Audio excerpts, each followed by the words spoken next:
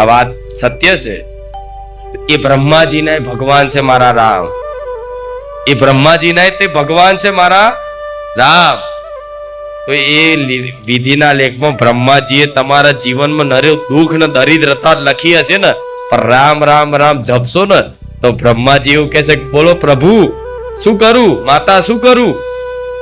ઓના લેખમાં કોઈ દીકરો સંતાન નથી, માં તમે કહેતા હોય તો રામનું નામ લેશે, આટલી સેવા કરે, આટલી ભાવ ભક્તિ છે, તો બોલો ભગવાન શું કરું, આપી દઉં? ભગવાન એમ કે હા. તો બ્રહ્માજી આમ લેખમાંથી લીટો માર દે અને 50 વર્ષે દીકરા આલે, એનું નામ માતા કહેવાય.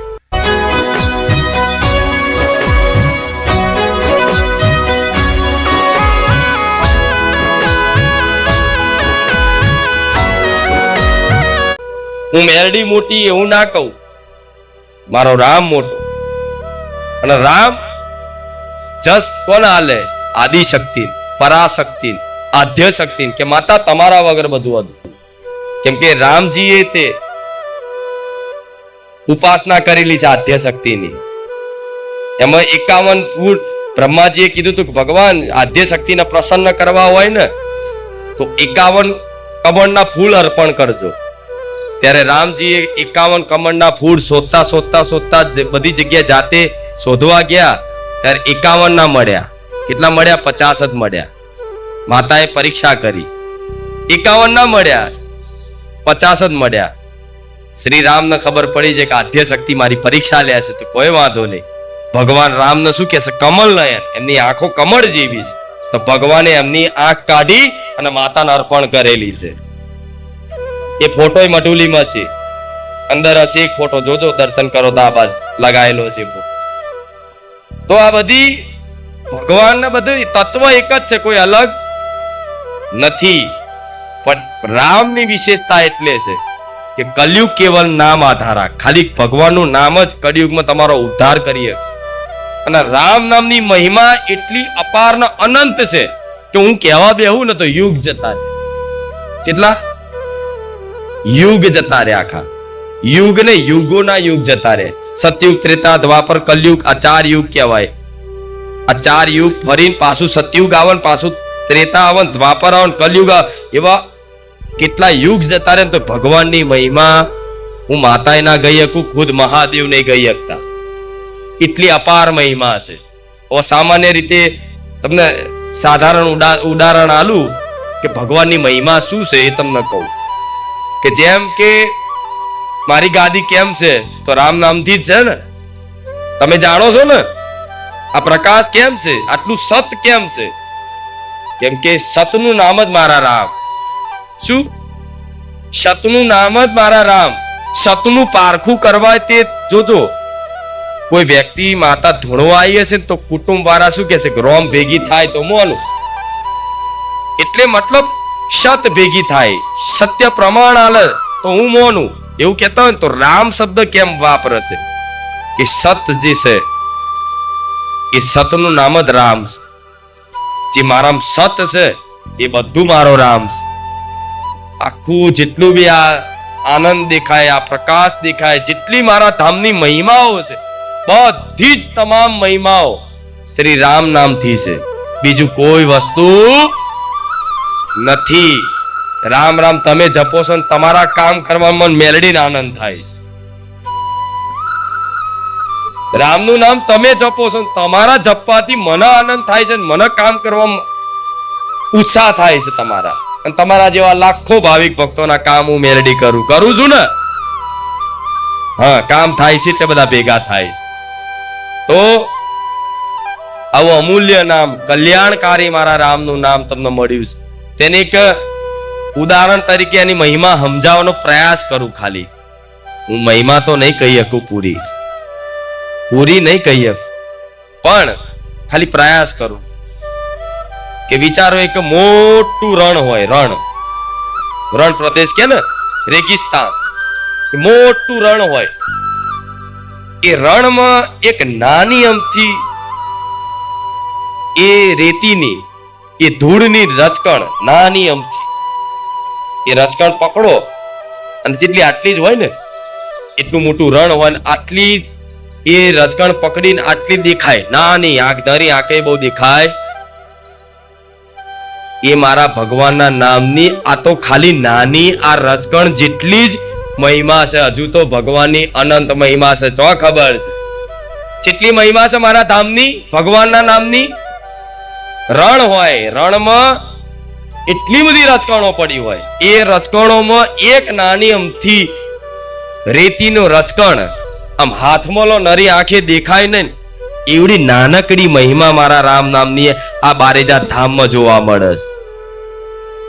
નાનકડી મહિમા, પણ એ રેતમાં,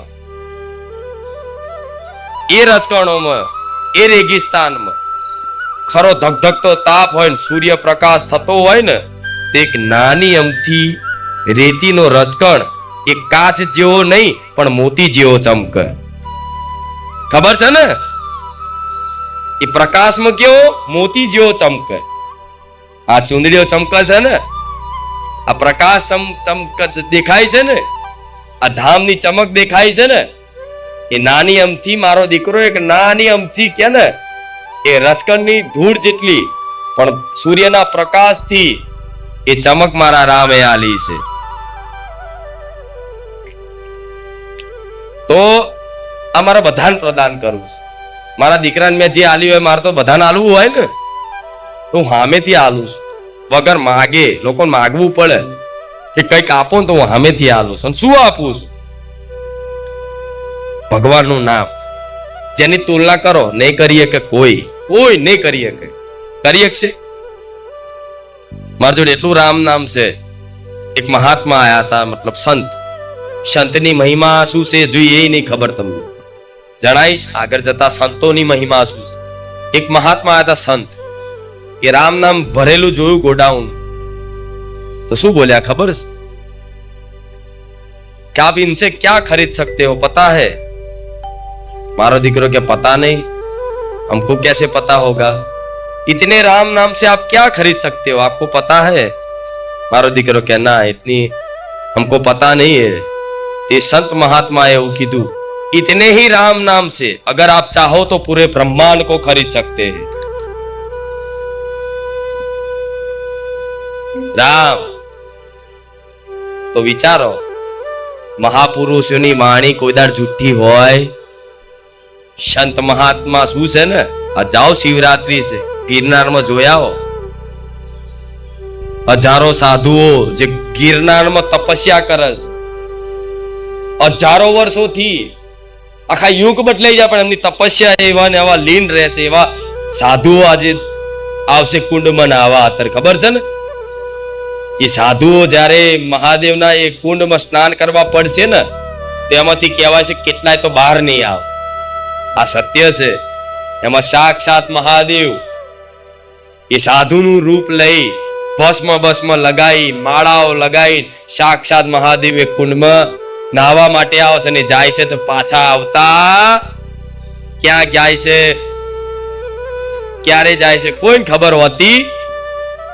એવા સાધુ સંતો છે તો કોનું ભજન કરે છે? ભગવાનનું. બધું ત્યાગ કરી તો શું મળે? એમ શું મળે? ભૂખ્યા તરસ્યા રહીને શું મળે? આનંદ છે ભગવાનના નામ, ભગવાનના સ્મરણમાં, ભગવાનના લીલા ગુણગાનમાં. એ આનંદ ખાલી આમ એક વખત ચાખી લીધો ને જીવનમાં, જેણે ચાખી લીધો ને, ત્યાં દુનિયાના કોઈ વસ્તુ નહીં ભાવે તમને, કોઈ વસ્તુ સાંભળવાનું નહીં ગમે, ભગવાનના નામ સિવાય આ વાણી બોલવાનું નહીં પસંદ કરે. એટલો અપાર આનંદ છે. મીરાબાઈ જોઈ લો તો આખો દાળ મારો ગીરધર, મારો ગીરધર. કે ખબર છે ને, એ તો ગાડી થઈ ગઈ એવું કહેતા હતા. ગાડી ના કહેવાય, ભક્તિ હતી. તો એવા તમારે ગાડા નહીં થવાનું, પણ એવા ગાડા થઈ જાવ તો ભગવાનની કૃપા છે. ભક્તિમાં પાગલ થવું એ કૃપા છે.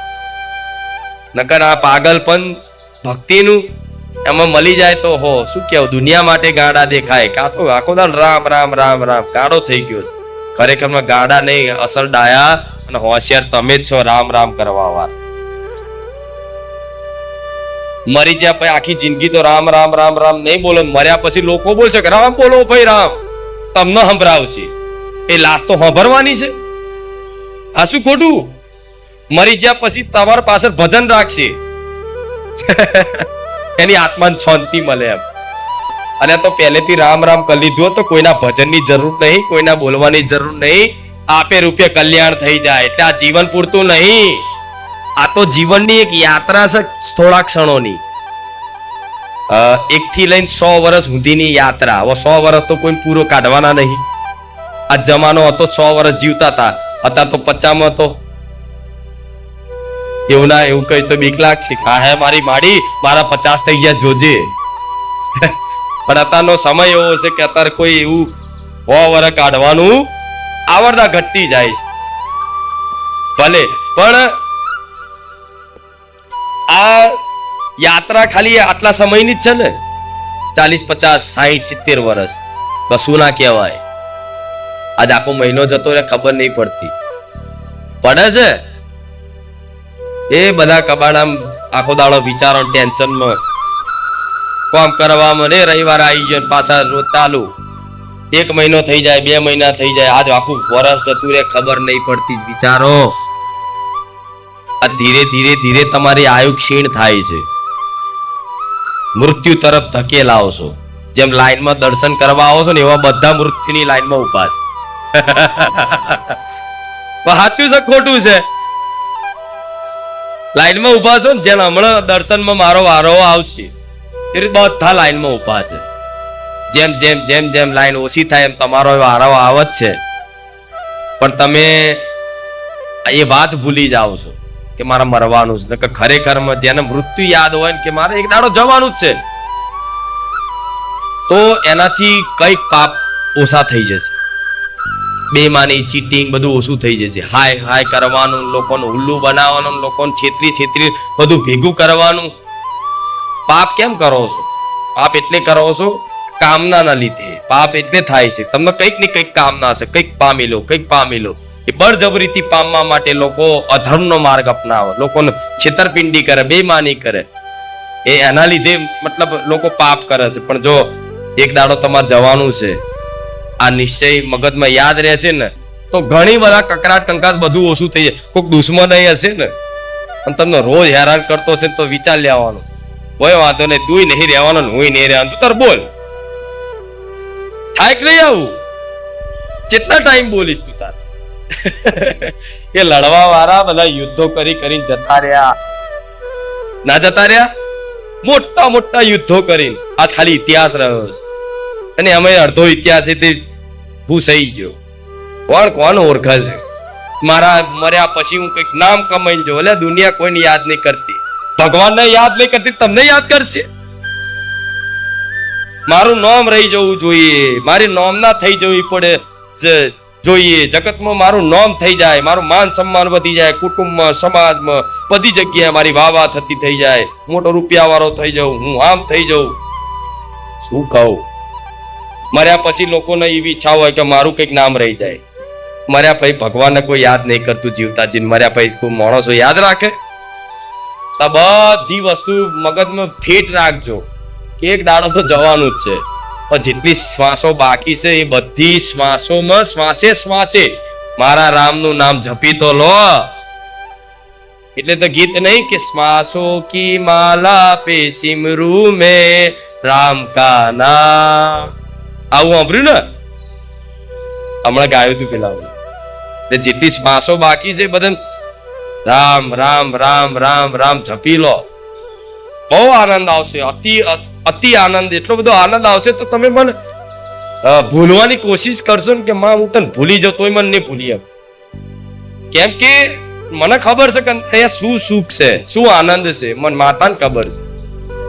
એટલે મારા બધાને આનંદનો લાભ આલવો છે. પણ લાભ એ જ લઈ શકશે કે જે ખરેખરમાં આ વાતને મોની અને આ વાતને સ્વીકારી અને માતાજીની આ વાણીને સાંભળી અને જીવનમાં પાલન કરશે ને. પાલન ખાલી કોશિશ કરશે ને કે હા માં તું કહેશે ને અમે કરીશું, અમે આ મોનીશું, એના આ લાભ મળવાનો છે. મોની લે. આ શું ખોટું? એના આ બધો લાભ મળવાનો છે. તો તમે ચિંતા શું લ્યા કરો છો? જે થવું હોય બધું થશે અને જે થવું હોય થાય છે જ ને. પૂછવા રહેશે કોઈ તકલીફ આવવાની પૂછવા રહેશે કે હું આ કાલ તારા ઘેર હું આ દુઃખ આવું છું, હું આ બીમારી આવું છું? પૂછવાય નહીં રહેતી, આવી જાય બીમારી, તકલીફ, મુસીબતો, આફતો આવી જાય છે ને. તો જે થાય છે થાય છે. તો હવે એવું વિચાર લો કે મારી હવે જે થવું એ થાય, પણ તારા ભરો, મારા રામ નામના ભરોસે, રામ નામના સહારે. પછી આ બધું પિક્ચર ની જેમ જોઈ રાખો, જે થવું એ થાય. યમરાજ આવો તો ડરવાનો નથી. કેમ કે હું મારી માનો છું, હું મારી માતાનો છું, હું મારા રામનો છું. હું ડરવાનો. આ મૃત્યુ હોય ને, મૃત્યુ આવ્યું હોય ને, ખરેખરમાં યમરાજ આવ્યા હોય ને તો યમરાજે પ્રણામ કરીને જતા રહે. ભગવાનની આજ્ઞા લે. બોલો ભગવાન તમારો ભક્ત છે, તમારું નામ લેશે, બોલો તમે કહેતા હોય તો આને લઈ જવું. એનો સમય પાકી ગયો. ભગવાન એમ કે હજુ વાર છે, એને હજુ ભજન કરવાની છે, ભક્તિ કરવાની છે, હજુ મારું સુખ, આનંદ, ભક્તિનું સુખ લેવાનું બાકી છે, એટલે અત્યારે નહીં જાઓ. તો યમરાજે કે રામ રામ પ્રણામ કરીને જતા રહે. એનું નામ રામ છે. વિધિના લેખ કોણ લખે? બ્રહ્માજી લખે છે. કે છે ને આવું છઠ્ઠી ના દિવસે લખે, એવું કે છે ને. તારે કાગળ નહીં મિલતા? દીકરો જન્મ છે તો કાગળ ના પેન મેલો છો ને, તેનું કારણ છે છઠ્ઠી ના દિવસે બ્રહ્માજી લેખ લખે. એ લેખ જન્મો જન્મ, હજારો, તમારા લાખો જન્મો થયા, જન્મના આધારે તમે શું લેવા, સુખ ભોગવાયા, કેટલું દુઃખ ભોગવાયા છો, કોના ઘેર જન્મ થશે, કોના પરિવારમાં જન્મ થશે, તમારી પત્ની કોણ હશે, કેટલા દીકરા હશે, તમારો મતલબ તમને જીવનમાં કેવી કેવી મુસીબતો આવશે, કયા સમયે આવશે, તમારા ઘેર તમારી કેટલી સંતાન હશે, કેટલા દીકરા હશે, કેટલી દીકરી હશે, આ બધું જ બ્રહ્માજીએ તમારા લેખમાં લખીને મોકલ્યા છે. આમાંથી આગુ પાછું થવાનું નથી. આ વાત સત્ય છે. એ બ્રહ્માજીના ભગવાન છે મારા રામ. એ બ્રહ્માજીના તે ભગવાન છે મારા રામ. તો એ વિધિના લેખમાં બ્રહ્માજીએ તમારા જીવનમાં નરે દુઃખ ને દરિદ્રતા લખી હશે ને, પણ રામ રામ રામ જપશો ને તો બ્રહ્માજી એવું કહેશે, બોલો પ્રભુ શું કરું, માતા શું કરું? ઓના લેખમાં કોઈ દીકરો સંતાન નથી, માં તમે કહેતા હોય તો રામનું નામ લેશે, આટલી સેવા કરે, આટલી ભાવ ભક્તિ છે, તો બોલો ભગવાન શું કરું, આપી દઉં? ભગવાન એમ કે હા. તો બ્રહ્માજી આમ લેખમાંથી લીટો માર દે અને 50 વર્ષે દીકરા આલે, એનું નામ માતા કહેવાય. આ શું ખોટું? તો આ બધી વસ્તુ કઈ ઘટના બનવાની છે, ક્યારે તમારું મૃત્યુ થવાનું છે, બધું નિશ્ચિત છે. મૃત્યુને કોઈ રોકી ના શકે. એનો એક નાની કથા કહું, સાંભળશો? કેટલા સાંભળશે? મૃત્યુ શું છે, મૃત્યુ શું છે એની નાનકડી એક કથા કહું, નાનકડી પણ મજા આવશે. એક દિવસે મહાદેવ મતલબ કૈલાસ પર્વત ઉપર એમના ધ્યાનમાં લીન હતા. ત્યારે વિષ્ણુ ભગવાન એમના વૈકુંઠ ધામમાંથી મહાદેવના મતલબ દર્શન કરવા કે એમની જોડે મુલાકાત કરવા માટે જવાનું થયું. તો વિષ્ણુ ભગવાનનું વાહન કોણ? ગરુડજી. એક દિવસ ગરુડ પર સવાર થઈ અને વિષ્ણુ ભગવાન કોઈ મીટિંગ કરવા આયા, સમજો કોઈ લીલા કરવાની હશે તો ભગવાન જોડે, મહાદેવ જોડે આયા. તો આયા કૈલાસ પર્વત. તો વિષ્ણુ ભગવાન મતલબ મહાદેવ જોડે મતલબ એમની જે વાર્તાલાપ કરવાની, લીલા કરવાની, એની ચર્ચા કરવા માટે ગયા. અને ગરુડજી હંમેશા કોઈ બી એનો વાહન સવારી હોય બહાર ઉભું રહે, એવું કે ને. તો ગરુડજી બહાર ઉભા હતા કે લાવો તો જોયું તો કહો, આ તો કૈલાસ પર્વત આટલો સુંદર છે, આ તો સ્વર્ગ કરતા પણ સુંદર છે. અહીંની હવા, અહીંનું સૌંદર્ય મતલબ ગરુડજીને આકર્ષિત કર્યું સૌંદર્ય. એ જોતા જોતા જોતા જોતા એક ચકલી બેઠી હતી, આટલી રંગીન, કલરિંગ એકદમ મસ્ત. એ ચકલી બેઠી હતી તો તરત જોયું કે હા, ભગવાનની બનાવેલી આ સૃષ્ટિમાં સેવા સેવા જીવ ભગવાને બનાયા છે. એ જોતા જોતા આનંદ લેતા હતા, ભગવાનની જે રચના છે એનો આનંદ લેતા હતા. આટલી મસ્ત પક્ષી વિશે ચકલી છે, નાની સુંદર છે. બસ એમનું મન થોડું મોહ્યું, એમાં સુંદર ચકલી છે. એટલામાં તે ગરુડજીની નજર પડી આ બાજુ. તો આ બાજુ યમરાજ એને એ ચકલીને તાકીને બેઠા હતા, એક ધારી આમ. તો ગરુડજીને લાગ્યું કે આ ચકલી સુંદર, આટલી સુંદર છે, આટલી માસૂમ છે, તો આ યમરાજ લાગે છે કે એનો મૃત્યુ સમય આવી ગયો છે. આ યમરાજ એના હવે એને લઈ લે છે જીવ એનો. તો ગરુડજીને આવી દયા, તો જોયું કે યમરાજ હજુ તાકીને એની હોમું જ જોઈ રહ્યા છે. પણ હારું શું કરવું હવે?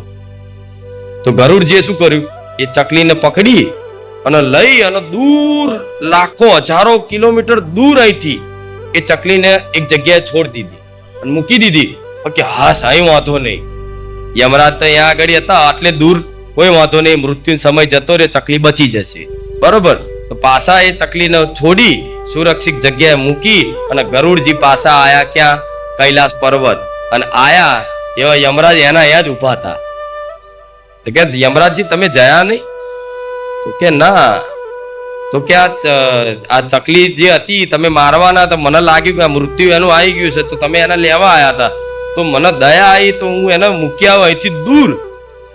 તો યમરાજ કે તમે શું એને તાકીને જોઈ રહેતા? જીવ લેવાનો તો તાત્કાલિક ના લઈ લેવાય.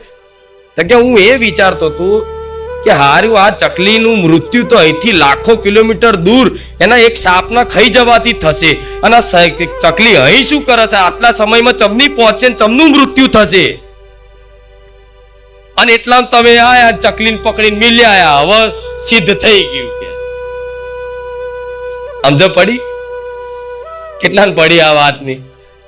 હા, કે ગરુડજી એવું કહેતા કે આ ચકલી સુંદર છે તો આ મારી નાખશે યમરાજ, એનો સમય બન્યો છે, તો ચકલી લઈને મૂક્યા લાખો કિલોમીટર દૂર કે અહીં વાંધો નહીં, અહીં સુરક્ષિત રહેશે. પાછા હતા યમરાજ એના જ હતા કે ચાંદના તમે એને તાકીને શું જોતા હતા? કે હું એ વિચારતો હતો કે આનો સમય અને સ્થાન મૃત્યુની ઘટના તો કંઈક અલગ લખેલી છે. ચકલી છે અહીં અને આટલી સમયમાં, મતલબ 10 મિનિટમાં 5 મિનિટમાં એનું મૃત્યુ થવાનું છે. તારું હું એ વિચારું છું ભગવાને લખેલું છે આનો વિધાન આવો તો લાખો કિલોમીટર આ ચકલી ઉડીને ચમની જશે. તારું ભગવાનના લખવામાં ભૂલ થઈ છે, વિધાતાના લખવામાં ભૂલ થઈ છે. હું એ વિચારતો તો એટલા તમે આયા અને પંજો પકડીને લાખો કિલોમીટર દૂર મેલી આયા, અને ચકલીનું મૃત્યુ જે પ્રમાણ થવાનું હતું સાપના ખાઈ જવાથી એ પ્રમાણ થઈ ગયું. ભગવાનનો વિધાન પાકો ના આ કથા એ કેવડાવો છે કે મૃત્યુ તમે અહીંથી હજારો કિલોમીટર દૂર હશો ને તો મૃત્યુ તમને ખેંચી લે. ડરવાની વસ્તુ નથી. પિતા મારા ભક્તો જોડતે હું ચિંતા ના કરું, મારા રામનું નામ લો છો, હું યમરાજ ના આગા રાખી. પણ આ કથાઓ સાંભળો છો તો આ બધી વસ્તુનું મતલબ જ્ઞાન મળશે. તમને દુઃખી કેમ થાવ છો? અજ્ઞાનતાના કારણે. કોઈ પરિસ્થિતિ વ્યક્તિને દુઃખી નહીં કરતી, અજ્ઞાનતાના કારણે દુઃખી થાવ. જો સાચી સમજ હોય તો હાલ સુખી છો તમે. સમજ નહીં લોકો. કોઈ વ્યક્તિ કદાચ કોઈ ઘર પરિવારમાં માતાજી ભગવાનને ખૂબ માનતા હોય ને એના ઘરમાં કોઈ મૃત્યુ થાય, કોઈ મરી જાય, તો ભગવાન માતાજીની દીવા બંધ કરી દે કે શું કામની માતા, મારા ઘેર મારા છોકરા ના થઈ ગયું, મારા પેલા ના થઈ ગયું.